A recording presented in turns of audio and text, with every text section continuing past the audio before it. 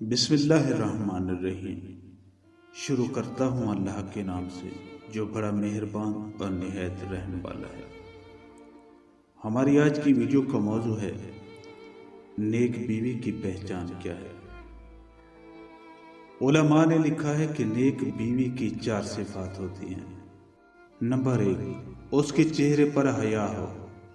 یاد رکھیے کہ سرخی پاؤڈر سے انسان کے جمال میں اضافہ نہیں ہوتا، انسان کے جمال میں تو حیا کی وجہ سے اضافہ ہوتا ہے۔ جس کے چہرے پر حیا ہو، اللہ رب العزت اس کے چہرے کو پرکشش بنا دیتے ہیں۔ نمبر 2، زبان کے اندر شیرینی ہو، یعنی نرم لہجے میں بولنے والی ہو۔ جب خاوند سے بات کرے تو نرم لہجے میں کرے۔ عام طور پر جو عورتیں غیروں سے بات کرتی ہیں تو سارے جہاں کی شیرینی ان کی زبان میں آ جاتی ہے، اور جب خاوند سے بات کرتی ہیں تو سارے جہاں کی کڑواہٹ ان کی زبان میں ہوتی ہے۔ اس کو شریعت نے منع فرما دیا ہے، لہٰذا جب خاوند سے بات کرے تو زبان کے اندر شیرینی ہونی چاہیے۔